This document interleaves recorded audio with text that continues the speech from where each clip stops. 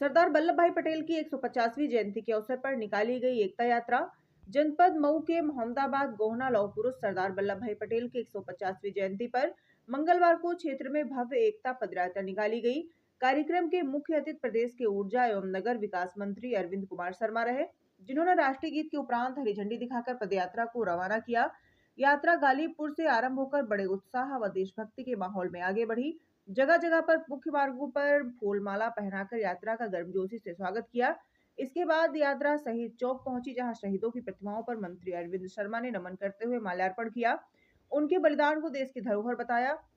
अगले चरण में पदयात्रा बरहत कुटी बाबा किशन दास के मंदिर पहुंची, जहां आयोजित जनसभा में मंत्री ने प्रदेश और केंद्र सरकार की विभिन्न उपलब्धियों, योजनाओं एवं विकास कार्यों का विस्तृत उल्लेख किया। उन्होंने कहा कि सरदार पटेल ने अपने अद्भुत नेतृत्व और दृढ़ इच्छा शक्ति से स्वतंत्र भारत की एकता की और अखंडता की नींव रखी। शर्मा जी ने कहा कि पूर्व की सरकार सरदार जी को जो सम्मान चाहिए था वह सम्मान इनको नहीं मिला था, और आज माननीय प्रधानमंत्री के नेतृत्व में एकता पूरे प्रदेश एवं देश में एकता यात्रा का आयोजन किया गया है। इसका उद्देश्य उनके कार्यों को, उनके व्यक्तित्व को जन जन तक पहुंचाना एवं उनके संदेश को एक भारत श्रेष्ठ भारत तथा आत्मनिर्भर भारत जन जन को पहुंचाने के लिए इस यात्रा का आयोजन किया गया है। पद यात्रा का नेतृत्व भाजपा जिलाध्यक्ष रामाश्रय मौर्य ने किया। यात्रा में जिला पंचायत अध्यक्ष मनोज राय, भाजपा नेत्री पूनम सरोज, डॉक्टर उमेश सरोज, दीपक गुप्ता डायमंड, संतोष विश्वकर्मा, रामशरण चौहान, जनार्दन शर्मा, राजकुमार गुप्ता, विनय सिंह पटेल, मिथिलेश सिंह रावत सहित पार्टी के सैकड़ों कार्यकर्ता शामिल रहे।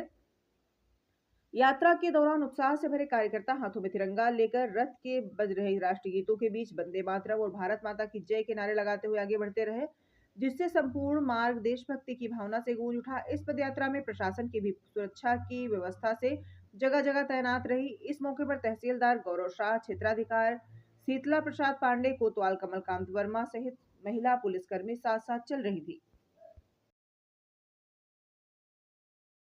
के लिए माननीय प्रधानमंत्री जी ने उनकी 150वीं जयंती को अच्छे से मनाने का पूरे देश की सरकार को, भारत सरकार को और हम सबको आदेशित किया। उस भावना के तहत हम लोग सभी पूरे प्रदेश में, पूरे देश में 150वीं जयंती सरदार पटेल की मनाई जा रही है। आपको मालूम है कि सरदार पटेल का जहां एक तरफ स्वतंत्रता के संग्राम में उनका बहुत बड़ा योगदान था, उसी तरह से जब वो देश के गृह मंत्री बने, उप प्रधानमंत्री बने पहले, उस समय जो तमाम 562-63 रियासतें थी उनको एक करके अखंड भारत के निर्माण का भी उनका एक बहुत बड़ा योगदान था।